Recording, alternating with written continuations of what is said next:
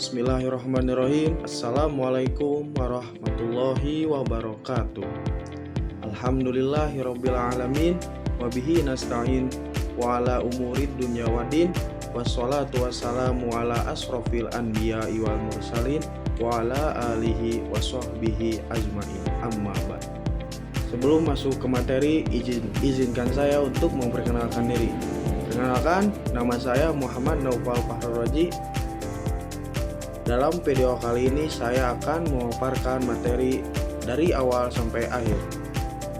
Baik, langsung saja masuk ke materi pertama, yaitu latar belakang ulumul Quran.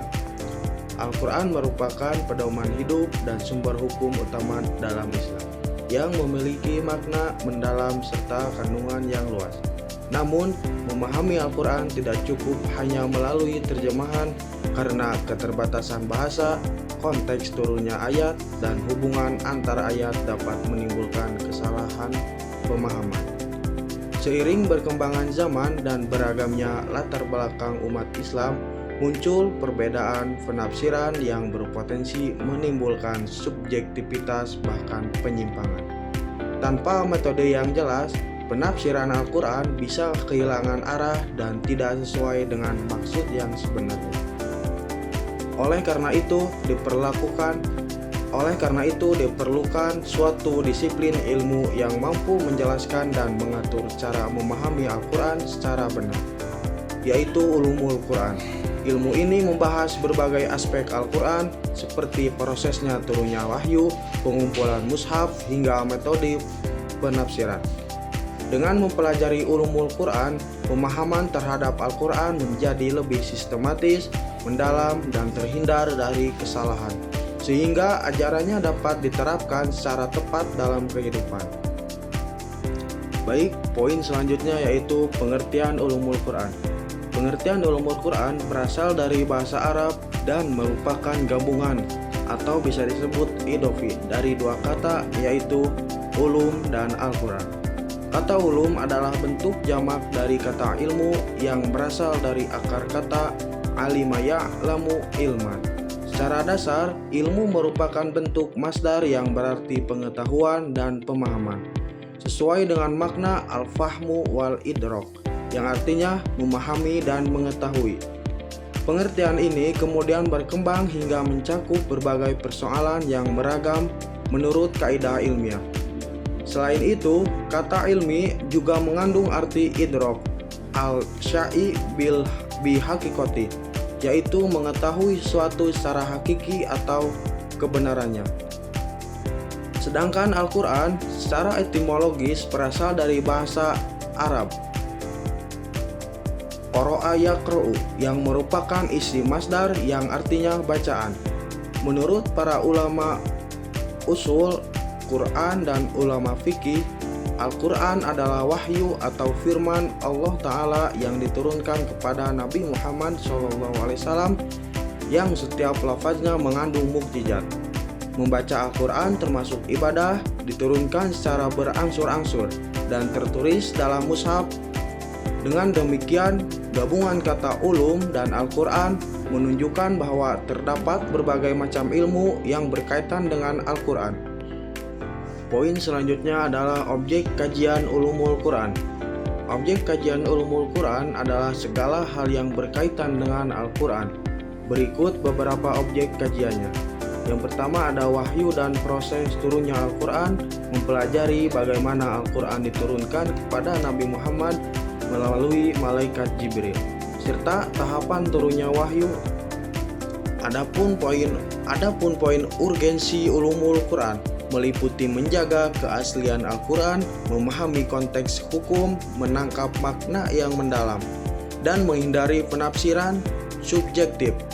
Mempelajari ulumul Quran memberikan manfaat seperti mempermudah pemahaman, membaca Al-Quran, mengetahui asbabun nuzul, menambah wawasan keilmuan, serta melatih kemampuan berpikir dalam mengambil hikmah dan hukum dari Al-Quran.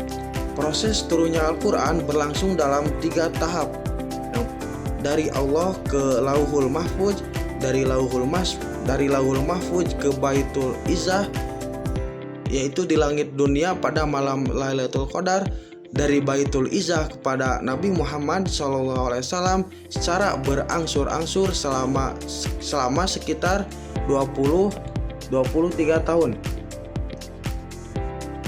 Dan adapun penurunan Al-Quran terbagi menjadi dua periode. Yang pertama yaitu periode Makkiyah. Periode Makkiyah yaitu periode yang mana fokus pada akidah, akhlak, dan penguatan iman. Dan yang kedua ada periode Madaniyah. Periode Madaniyah yaitu berfokus pada hukum sosial kemasyarakatan dan syariat Islam. Wahyu pertama yang turun adalah Quran surat Al-Alaq ayat 1-5 yaitu di Gua Hiro. Wahyu terakhir menurut pendapat ulama adalah Quran surat Al-Maidah ayat 3 atau Quran surat Al-Baqarah ayat 281. Wahyu ini disampaikan kepada Muhammad SAW melalui beberapa cara, seperti mimpi yang benar, perantaraan malaikat Jibril, ilham ke dalam hati, insting, isyarat, bisikan, dan komunikasi langsung dari balik hijab. Adapun hikmah Al-Quran diturunkan secara bertahap adalah untuk menguatkan hati Nabi, memudahkan pemahaman dan pengamalan umat, menjawab persoalan yang muncul serta mempermudah penghafalan ayat-ayat Al-Quran. Pada masa Nabi Muhammad SAW, Al-Quran dijaga melalui dua cara, yaitu hafalan para sahabat dan penulisan wahyu.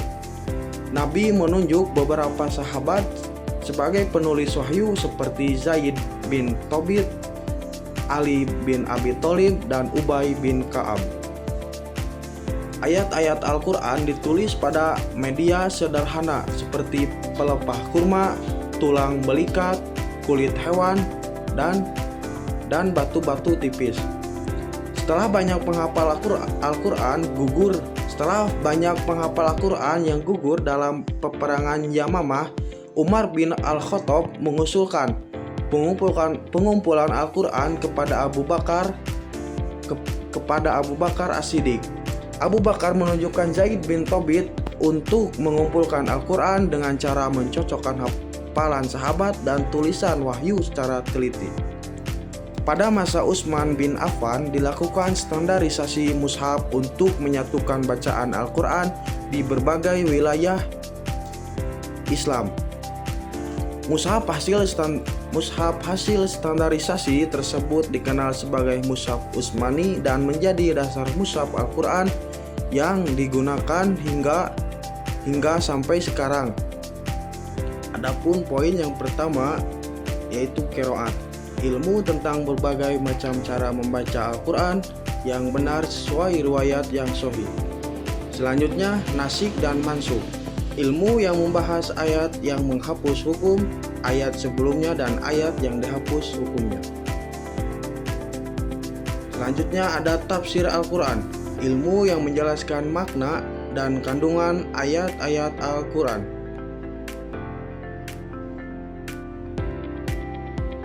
Selanjutnya ada tafsir Al-Quran, ilmu yang menjelaskan makna dan kandungan ayat-ayat Al-Quran.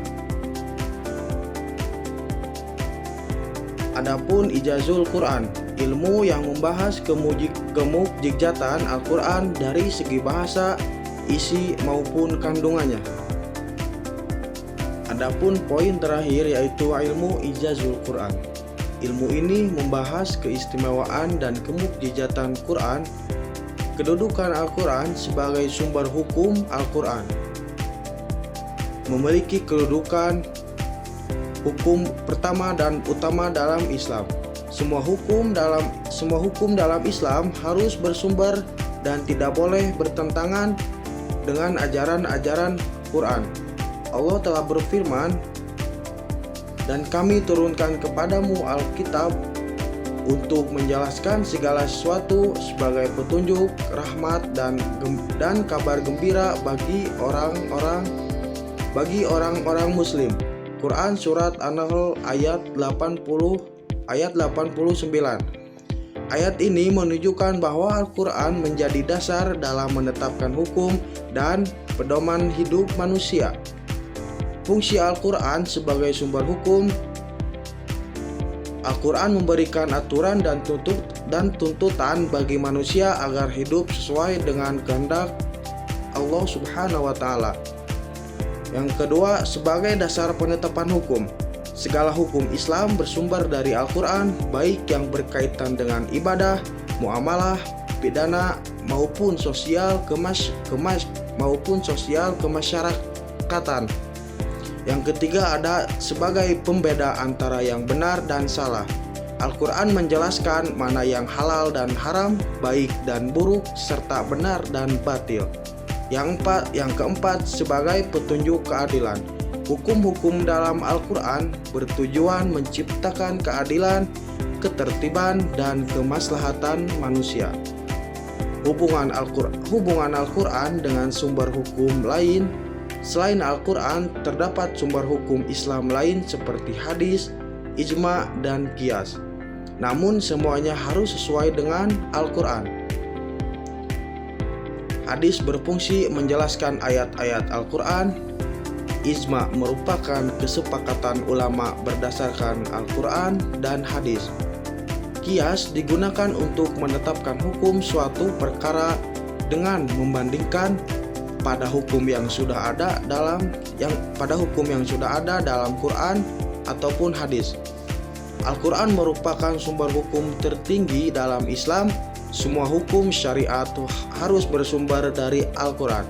Sedangkan hukum sunnah, ijma, dan qiyas berfungsi menjelaskan serta melengkapi hukum-hukum yang terdapat di dalamnya.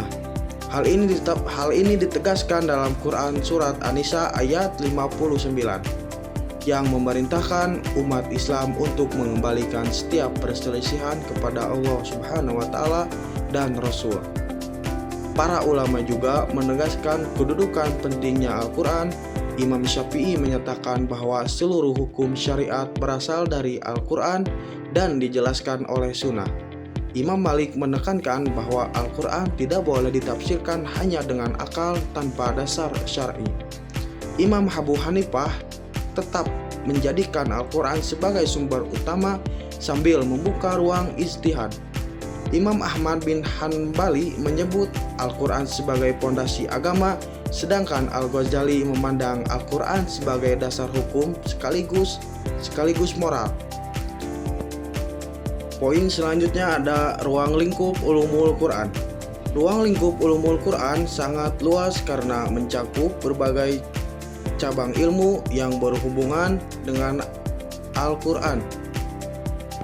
Yang pertama ada ilmu tafsir.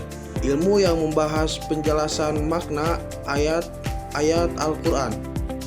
Baik, sekian yang bisa saya sampaikan. Mohon maaf apabila ada kesalahan ataupun keliruan. Unzur maqala wala tanzur man qala.